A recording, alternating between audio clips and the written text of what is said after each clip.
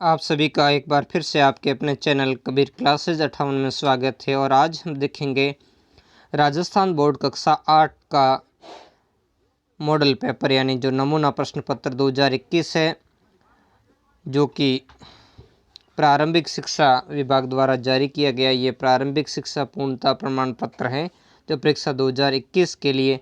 इसका समय 2.5 घंटे, पूर्णांक 50 अंक का होगा। क्या इसका पैटर्न रहेगा?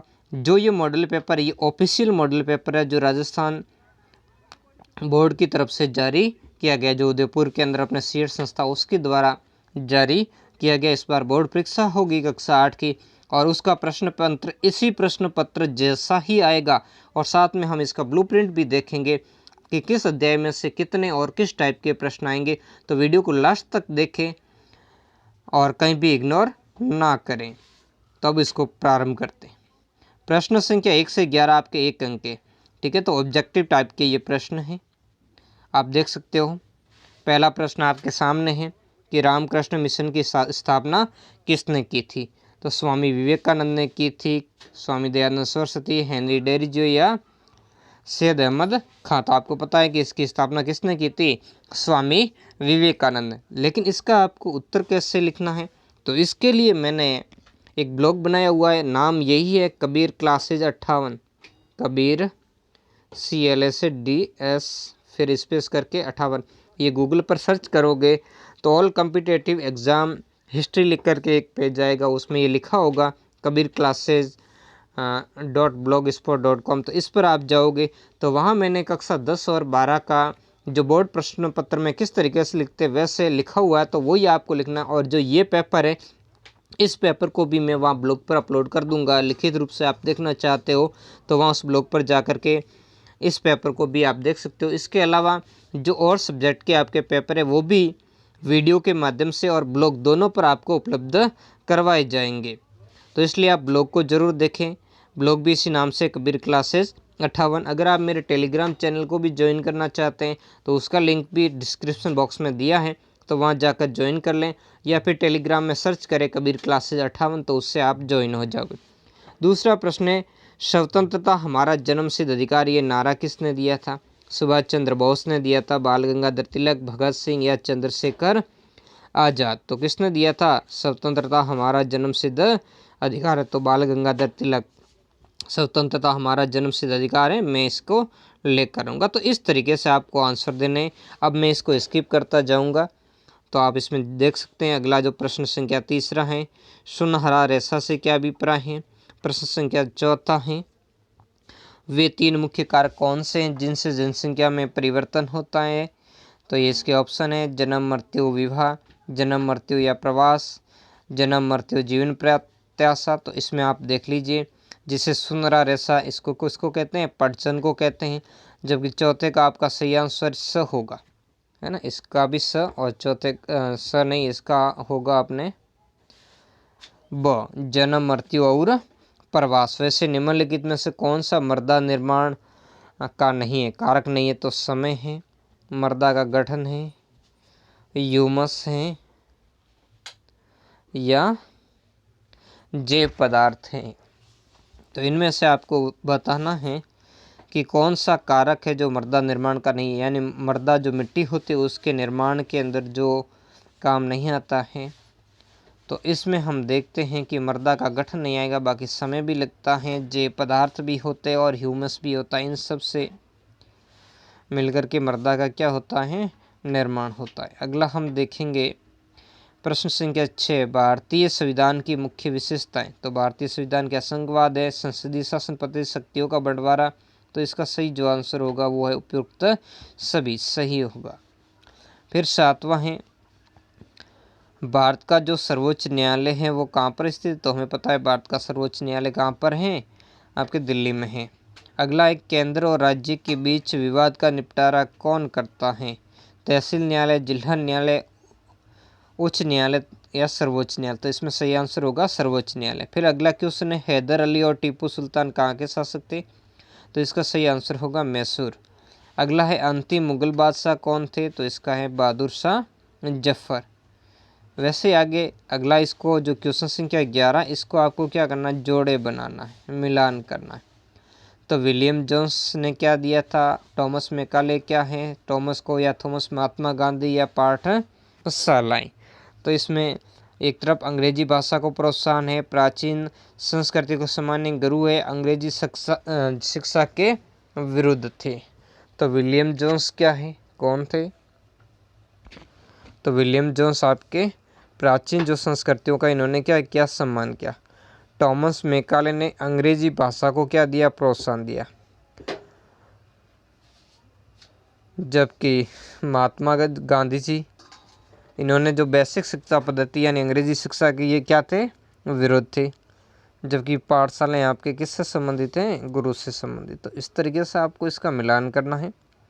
फिर प्रश्न संख्या 12 से 21 में से कोई 7 प्रश्न करने। बहुत अच्छा आपका इस बार मॉडल पेपर दिया है कि आपको 2 नंबर वाले क्वेश्चन में, क्योंकि कक्षा 10वीं और 12वीं तक तो जो 4 नंबर 6 नंबर में अथवा वाले दिए, जबकि इनमें से आपको कह दिया कि जो मर्जी चाहे वो आप इसमें से 7 प्रश्न करने हैं। 12 से जो 21 प्रश्न संख्या है, इसमें ये जनसंख्या पिरामिड क्या है, स्थानांतरित कृषि क्या है, रोपड़ कृषि क्या है, सिपाहियों को नए कारतूसों पर ऐतराज क्यों था, यूरोप में किस प्रकार के कपड़ों की भारी मांग थी, रॉलेट एक्ट क्या था, विलय की नीति का सिद्धांत किसने दिया, भारतीय धर्मनिरपेक्षता क्या है, न्यायपालिका के 2 कार्य, आदिवासी लगातार हाशिए पर क्यों खिसकते जा रहे हैं, 2 कारण बताइए।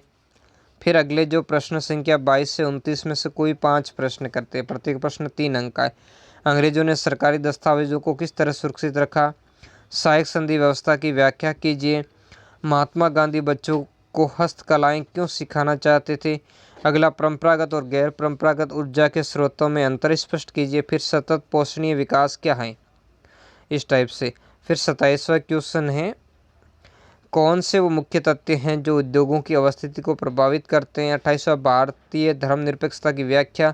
29वां FIR से आप क्या समझते हैं। फिर निबंधात्मक बड़े प्रश्न हैं, प्रश्न संख्या 30 व 31, ये 5वां अंक है। इसमें आपके अथवा वाले, अथवा का मतलब है दोनों में से कोई एक करना है, आपको दोनों ही नहीं करनी, या तो ये वाला करो या फिर ये वाला। मतलब भारत के विभिन्न भागों में असहयोग आंदोलन ने किस किस तरह से रूप ग्रहण किए और लोगों की गांधी जी के बारे में क्या धारणा थी, या तो ये कीजिए या फिर भारत में राष्ट्रवाद के उदय में किन परिस्थितियों में हुआ, इसका आंसर दीजिए। फिर 31वां भारतीय वनस्पति और वन्य जीवन का संरक्षण क्यों और कैसे करना चाहिए, या तो ये कीजिए, या अथवा वाला ये जल संसाधनों का संरक्षण कैसे किया जा सकता है, इसको कीजिए। तो दोनों में से कोई भी आपको एक करना। अब हम देखेंगे आपका ब्लूप्रिंट। ये तो आपके प्रश्न थे, ये अब आपके सामने आपका ब्लूप्रिंट आ जाएगा। तो इसको मैं थोड़ा सा, हाँ ये आप देख सकते हो ना, ऐसे आड़ा है तो मैं इसको थोड़ा घुमा लेता हूँ। तो ये आप देख सकते हो आपका जो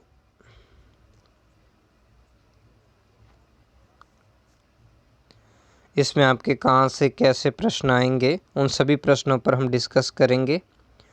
जैसे पाठ में से कौन सा पाठ क्या है, ये आपका ब्लूप्रिंट है और इसके हिसाब से प्रश्न। जैसे आपका पाठ संख्या 1 की बात करेंगे, कैसे कब व कहाँ। ये पाठ संख्या 1 और 2 मैंने पढ़ाए हुए हैं, आपने नहीं देखे तो प्लेलिस्ट में जाकर देख लीजिए।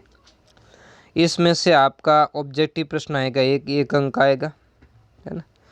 इसके अलावा इसमें से और कोई प्रश्न पत्र आपके नहीं आएगा, ठीक है। थोड़ा सा इसको, हाँ चलो अब हो गया सेट।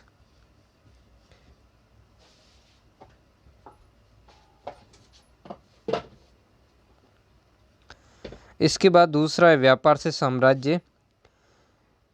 इसके अंदर आपके जो बहुत ही छोटा प्रश्न आएगा, है ना। तो इसके अंदर आपको क्या, यहाँ देख लीजिए, यहाँ लिखा हुआ कोष्टक के बाहर प्रश्न और कोष्टक के अंदर अंक बाहर है, मतलब कितने नंबर का है। कोष्टक के बाहर तो प्रश्न कितने आएंगे, और स्टार को अथवा का सूचक समझे, यानी अथवा वाले प्रश्न। तो इसमें 1 प्रश्न आएगा और 2 नंबर का है।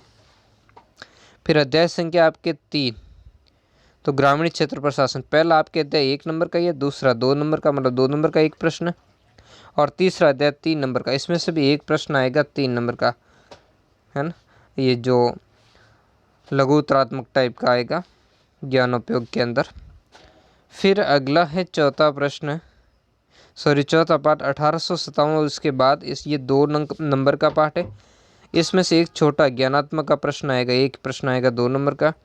अगला 5वां अध्याय जो बुनकर और लोहा बनाने वाले, ये 1 अंक का ही और एक प्रश्न आएगा ऑब्जेक्टिव टाइप का, जो ज्ञानात्मक में से ये आपके अलग अलग कौशल हैं। फिर अगला है देसी जनता को सभ्य बनाना, इस छठे पार्ट 2 अंक का और एक ही प्रश्न आएगा 2 अंक का इसमें से, जो 1 लाइनर टाइप का आपके आएगा, 2 लाइनों में उत्तर देना है। फिर अगला है महिलाएं जाति एवं सुधार, ये पार्ट है 7वां, ये 1 नंबर का और एक ऑब्जेक्टिव प्रश्न आएगा जो आपकी ज्ञानात्मक कौशल से संबंधित होगा। अगला 8वां राष्ट्रीय आंदोलन, ये 5 अंक का है, तो इसमें से एक बड़ा प्रश्न आएगा निबंधात्मक 5 अंक का। फिर अगला 9वां पार्ट है संसाधन, ये 1 अंक का ही है, तो इसमें ऑब्जेक्टिव प्रश्न आएगा एक अवबोध का। फिर अगला है 10वां पार्ट भूमि मृदा और जल, ये 5 अंक का, तो इसमें से भी एक बड़ा प्रश्न आएगा 5 अंक का निबंधात्मक, जो ज्ञानोपयोग का आएगा। फिर है प्राकृतिक वनस्पति, ये 3 अंक का, इसमें से प्राकृतिक वनस्पति, तो यहाँ पर इन्होंने इसमें दर्शाया नहीं है कि इसमें किस टाइप का प्रश्न आएगा। अगला है पार्ट 12 खनिज और शक्ति, ये 3 अंक का। यहाँ क्रम संख्या आप देख लेना, क्योंकि ये क्रम संख्या इन्होंने जो बताई है वो हो सकता है आपके अलग हो, क्योंकि ये क्रम संख्या पार्ट की संख्या नहीं है। 3 अंक का, तो इसमें से एक प्रश्न आएगा 3 अंक का ज्ञानात्मक कौशल से संबंधित। अगला पार्ट है कृषि, ये भी 3 अंक का है। फिर संसाधन में इन्होंने कुछ भी नहीं दिया है, तो ये कुछ को इन्होंने खाली छोड़ा है, तो संसाधन में से इन्होंने कोई प्रश्न संख्या नहीं बताई है कि संसाधन में से 13वें पार्ट में से किस टाइप का प्रश्न आएगा। फिर 14वां कृषि, इसमें 3 नंबर का, और तो एक प्रश्न आपके 2 नंबर का आएगा और एक प्रश्न आपके ऑब्जेक्टिव 1 नंबर का आएगा। फिर उद्योग वाले पार्ट में से आपका 1 नंबर का ही है पार्ट और एक प्रश्न ऑब्जेक्टिव टाइप ज्ञानात्मक से संबंधित आएगा। फिर मानव संसाधन 2 अंक का पार्ट, तो एक तो ऑब्जेक्टिव ज्ञानात्मक से संबंधित, एक ऑब्जेक्टिव अवबोध से संबंधित, तो इस तरीके से ये कुल 50 अंक हो जाएंगे। ठीक है, तो इसमें से एक चीज़ आपको ध्यान रखनी है कि संसाधन वाले पार्ट में से आपके प्रश्न नहीं आएंगे, तो इसमें से कोई प्रश्न नहीं दिया, इसका मतलब इस पाठ को आपको नहीं पढ़ना है ना। बाकी ये सारे प्रश्नों का आपका योग दर्शाया गया है। तो इस तरीके से ये 50 अंक का आपके प्रश्न पत्र होगा। फिर आगे बढ़ते हैं। तो यही था आपका ब्लूप्रिंट, और वीडियो को लाइक कमेंट शेयर जरूर करें और अगले वीडियो का इंतज़ार करें, जिसमें हम दूसरे जो सब्जेक्ट के हम मॉडल पेपर्स हैं उनको भी हम डिस्कस करेंगे। मॉडल पेपर और उनके जो ये ब्लूप्रिंट है उस ब्लूप्रिंट को देखेंगे। धन्यवाद।